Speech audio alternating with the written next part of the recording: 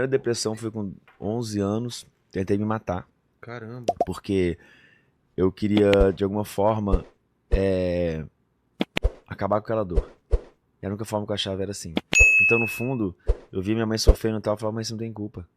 Entendeu? Tipo assim, a minha depressão, ela sempre ia sendo anestesiada. Então ela voltava depois, voltava depois. Toda vez que você nega suas sombras, elas só crescem, e crescem, e crescem. Até chegou um momento com 24 anos que não aguentei. E aí ela veio com tudo. Sabe como foi? Olha que interessante que foi. O meu pico de depressão, na hora que eu, tipo, pá, eu acendi um incenso. Me veio um cheiro. E aquele cheiro me remeteu a uma lembrança da minha infância, que era aquele lugar que eu não queria mais acessar. Aí não tive Nossa. mais como. Porque o cheiro também tem essa coisa, né? Claro. Cara, na hora que Veio veio, tudo pra. veio tudo assim, eu falei, meu Deus. E aí foi onde, cara, foi pro colapso assim, tal. E aí eu liguei minha avó. A minha Você avó, tava onde nesse dia? eu tava em casa. Mas assim, a depressão ela não é do dia pra noite, né? Ela Não, mas vai. nesse dia do incenso. Tava em casa, tava em casa. A depressão ela sempre vai. É uma gota, são gotas pingando num copo Exatamente, até transbordar, né? exatamente. E aí, o que rola é que eu já não tinha nem expressão pra fazer música mais. Aí eu ouvi umas músicas indígenas do povo Yawanawá. Pode tirar isso aqui? Claro. Eu tive uma música indígena, escutei umas músicas indígenas do povo Yawanawá, eu achei muito lindo, assim, eu falei, cara, eu quero ir lá conhecer onde é. Aí, velho, era, não sei quantas horas de carro, de voo, depois, Cruzeiro do Sul, mais 13 horas de carro, depois mais 9 horas com uma canoa. Aí eu cheguei lá. E aí pra mim foi transformador, porque eu tinha uma visão com vários preconceitos, assim, em relação ao povo índio, indígena, tipo, eu achava primeiro que eles eram uma cultura menos desenvolvida, a gente é mais, né, várias questões ali e tal. É, não entendia muito bem a questão de natureza. Pô, quero shopping, né? É. Natureza em pé não é produtiva, né? E aí também tinha aquela parada tipo assim, indígena que tá na cidade não é índio mais. Ó, tô usando aqueles termos, né? Não é índio mais. Tudo que você pensava. Exatamente. E aí, quando eu fui lá, cara, foi transformador, porque eu comecei a conviver na cultura deles. Enquanto eu fazia música pra funcionar no top 10, eles estavam fazendo música pra curar, né? Literalmente. Literalmente. E a música deles é muito importante, porque eles não escrevem, né? Então a cultura dele não é passada de forma escrita, é Passar de oral, geração pra geração, os mais por velhos. música, oral, Cara. contos. E tanto é que tinha um pajé lá que ele tava cantando sempre as mesmas músicas por 8 anos em frente ao rio toda noite pra não esquecer, né? E aí quando eu gravei as músicas com eles, que eu vou chegar lá, pra eles foram, pô, né? Mas o lance é que naquele momento ele significava várias coisas, inclusive ele significava a minha conexão com a natureza. Eu via a natureza, eu via ali e tal. Eu questionava uma parada, tipo assim, pô, será que. Eu ficava pensando assim, falava assim, nossa, será que indígena também vai ser salvo naquelas paranoia, né? É, Tipo, a se eu gente não não conhecer. conhecer a Bíblia, será que. Não sei o quê. Cara, mas eles conhecem a Deus. Eles conhecem. Tipo assim, Conhece Deus da forma mais pura, né? não é esse. É a natureza, tá ligado? É diferente. É porque, você imagina uma parada. A pessoa nunca viu Jesus. Como é que ela vai É. visualizar? Como é que ela vai. Tá, então, o que eles visualizam muitas vezes é, por exemplo, a jiboia pra eles significa uma coisa muito. Como se fosse uma força da natureza muito importante. Diferente do que você vê na Bíblia, eu cobro como algo ruim. É. Pra eles é uma coisa O boa. Aí tem significado a pra eles. onça pintada. Porque são os animais de poder, que é o quê? O gavião real, a onça pintada, a jiboia, que são os topos da cadeia. Então são, né, os topos da cadeia. Então, enfim, eles estão para aí. Então, pra mim foi lindo, foi transformador. E tudo começou através da música, né? E aí o que acontece é que acho que a música me desarmou ali, eu fui lá. Depois daquilo, eu fiquei vários anos, né, assim, só em contato, tal, não sei o quê. Aí eu fui me tornar um personagem de um jogo chamado Free Fire.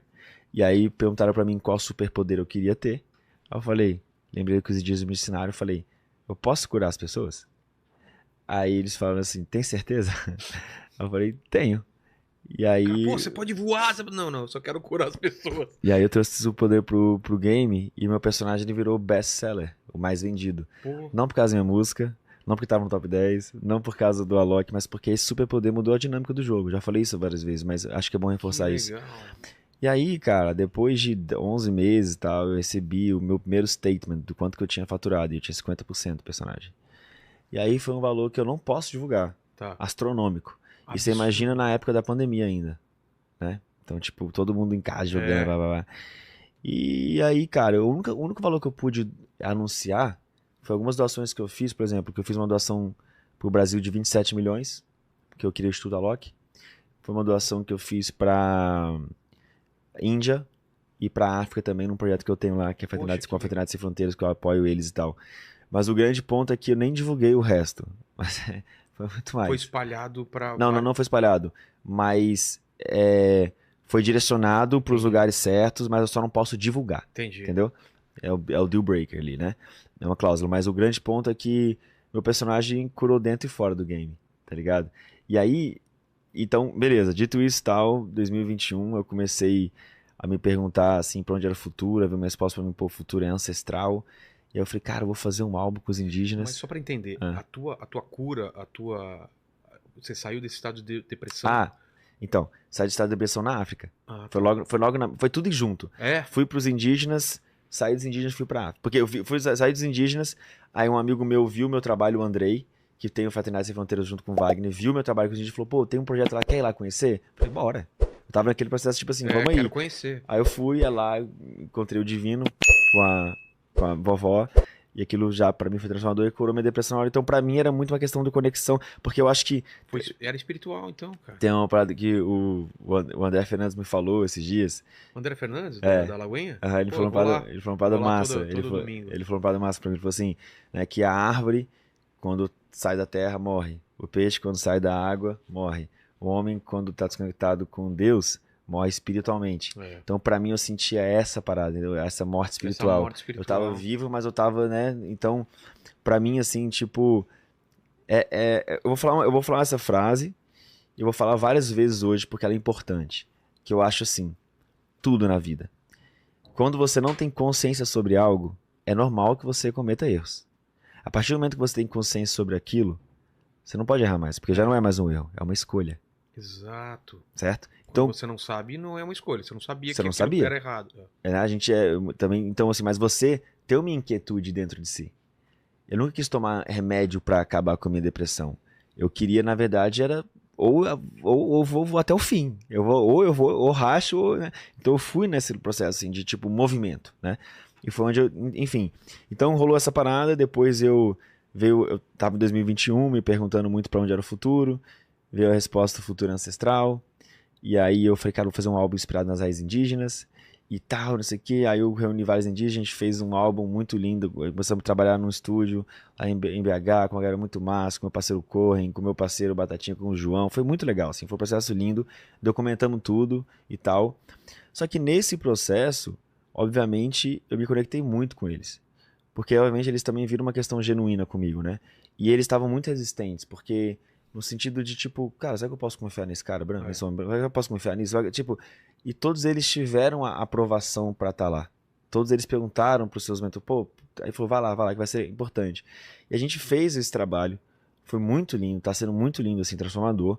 E ele foi transformador, assim, no sentido de, tipo, eu comecei a me conectar mais com a questão indígena, né? Mais uma vez, aquele cara cheio de preconceitos foi sendo desmontado, né? E, cara, uma coisa que eu falo é que, assim, eu tô sempre em processo de evolução. E ainda bem, porque quando eu vejo entrevistas minhas, irmão, passadas, assim, eu morro de vergonha. Eu olho assim, eu falo, meu Deus, que vergonha. Mas não tem que sentir, porque aquilo é uma fotografia daquela época. Mas eu ficava, tipo assim, no sentido, tipo, nossa, velho, esse cara tá, que vaidade, que bobeira, que necessidade de autoafirmação, porque eu sou isso, porque eu sou aquilo, porque eu não sei o que falar. Ai, que agonia, mano, eu vou vontade de esconder, eu quero denunciar pra tirar, tá ligado? Vou denunciar pro YouTube, vou denunciar pra plataforma. Mas eu acho que o ponto... Aquele não sou eu. Né, mas o AI, deepfake, nem existia na época. Mas o ponto eu acho que é esse, né, é você, de alguma forma... entender que a gente tá nesse processo mesmo, assim, tal, e toda vez, cara, essa é uma outra frase também que eu vi que eu acho linda, que é, eu nunca acho que eu tô grande, tá ligado, porque eu já cheguei lá atrás, com 24 anos, quando eu tive depressão. Cheguei. Número 1 do Brasil, número 40 do mundo, pela primeira vez no Brasil, não sei o que, tal, aí aquele vazio existencial enorme, então eu tive o privilégio de, querendo ou não, ter, né, essa revelação mais cedo, porque eu comecei